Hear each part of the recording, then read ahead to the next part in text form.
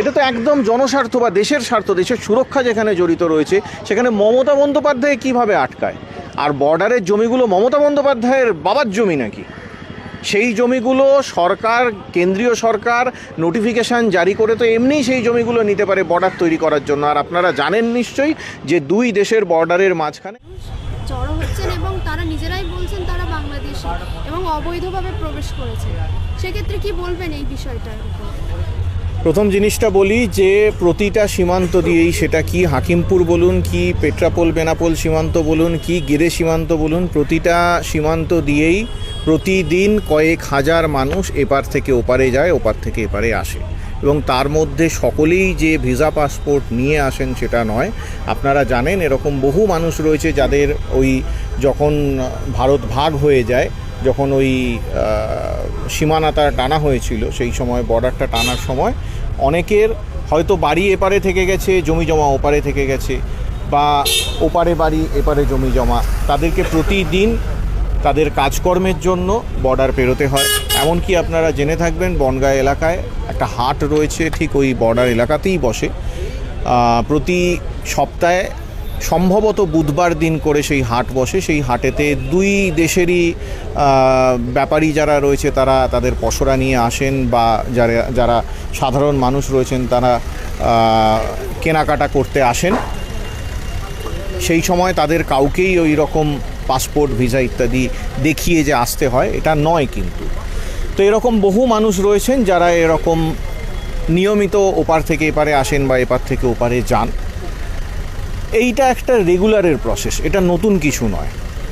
দ্বিতীয় পয়েন্ট যেটা, সেটা হচ্ছে গিয়ে যদি এরকম কিছু মানুষ থেকে থাকে যারা সেই অর্থে অবৈধ অনুপ্রবেশকারী, আমার কাছে প্রথম প্রশ্ন যে বিজেপি থেকে তো বলা হয়েছিল, জগন্নাথ চট্টোপাধ্যায় বলে ওদের একটা ভাঁড় রয়েছে, সে বলেছিল যে 3,70,00,000 অনুপ্রবেশকারী রয়েছে। শুভেন্দু অধিকারী নামে ওদের আরেকটা ভাঁড় রয়েছে, সে বলেছিল 1.5 কোটি অনুপ্রবেশকারী রয়েছে। অনুপ্রবেশকারী কি রোহিঙ্গা রয়েছে বলেছিল। এছাড়াও কদিন আগে ওরা শুনলাম সেটা কমে নাকি 1 কোটিতে নেমেছে। একসময় দিলীপ ঘোষ 2 কোটি সংখ্যাটা বলেছিলেন। তো আপনারা কি কেউ বা কোনো সংবাদ মাধ্যম কি এইরকম 1 কোটি, 1.5 কোটি, 2 কোটি বা 3,70,00,000 এরকম সংখ্যায় ভিড় জমাতে দেখেছেন বর্ডারগুলোতে? না। যদি থেকেও থাকে ওখানে ওই হয়তো 100-200, খুব বেশি হলে, তাও হয়তো হবে না। আমার কাছে এবার একটা বড় প্রশ্ন যে এই 100-200 জনও যারা নাকি নিজেই ঘোষণা করছে যে তারা অবৈধ অনুপ্রবেশকারী, তারা অবৈধভাবে ভারতবর্ষে ঢুকলো কী করে? ফার্স্ট প্রশ্ন। ভারতবর্ষে ঢুকতে গেলে তাদেরকে ওই বর্ডার ক্রস করে আসতে হবে বা এয়ারপোর্ট দিয়ে আসতে হবে। ইমিগ্রেশনে ধরলো না কেন? বর্ডারেতে বিএসএফ ধরলো না কেন? যদি তখন কোনোভাবে চোরাপথে ঢুকেও থাকে, তাহলে এখন যখন বেরোতে যাচ্ছে, এখন কেন বিএসএফ ধরছে না তাদেরকে?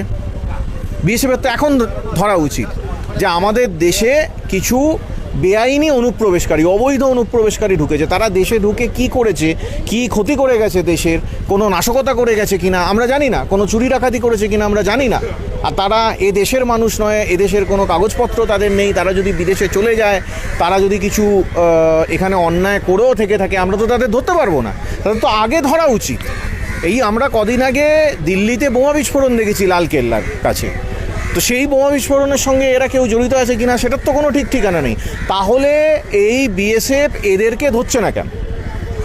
আমার কাছে এই সহজ সরল 3টি প্রশ্ন রয়েছে যে এই ব্যাপারগুলো হচ্ছে কেন।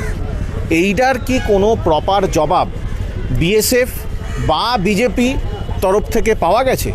আমার কাছে এর কোনো জবাব নেই।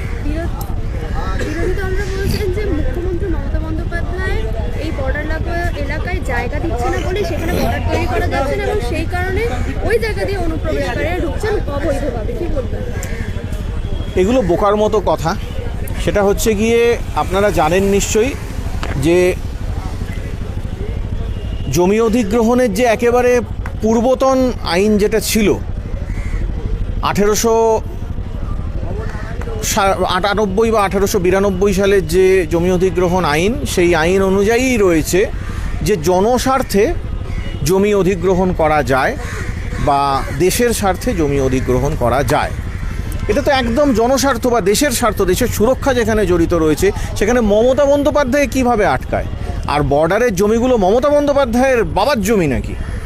সেই জমিগুলো সরকার, কেন্দ্রীয় সরকার নোটিফিকেশান জারি করে তো এমনিই সেই জমিগুলো নিতে পারে বর্ডার তৈরি করার জন্য। আর আপনারা জানেন নিশ্চয়ই যে দুই দেশের বর্ডারের মাঝখানে একটা নো ম্যানস ল্যান্ড থাকে, একটা কিছুটা জায়গা থাকে যে জমিটা, যেটা কোনো দেশেরই নয়। তো সেই যে জমিগুলো বা সেই যে জায়গাটা, এটা তো কেন্দ্রীয় সরকার একটা নোটিফিকেশান জারি করেই ওখানে যে হ্যাঁ এই জায়গা দিয়ে বর্ডার গেছে, এই জায়গায় আমরা ফেন্সিং বানাবো, সেই জায়গায় ফেন্সিং বানানোর জন্য আমরা এই জমিগুলোকে অ্যালট করেছি, এতটুকু জমি আমার লাগবে এই দাগ নাম্বারে, সেই নোটিফিকেশান জারি করে জমি অধিগ্রহণ করা যায়। যখন দেশের সুরক্ষার স্বার্থ জড়িত রয়েছে, সেই জায়গায় কোনো রাজ্য সরকারের কোনো এখতিয়ার নেই, কোনো রাজ্য সরকারের কোনো ক্ষমতা নেই, সবথেকে বড় ব্যাপার, কোনো ক্ষমতা নেই সেই জায়গাটা আটকানোর। অতএব এই কথাগুলো পুরোপুরি ভুল, মিসলিডিং কথা, মানুষকে ভুল বোঝানোর জন্য কিছু লোক বা কিছু মানুষ তারা রাজনৈতিক স্বার্থে এই ধরনের ভুলভাল কথাবার্তা, প্রোপাগান্ডা ছড়াচ্ছে।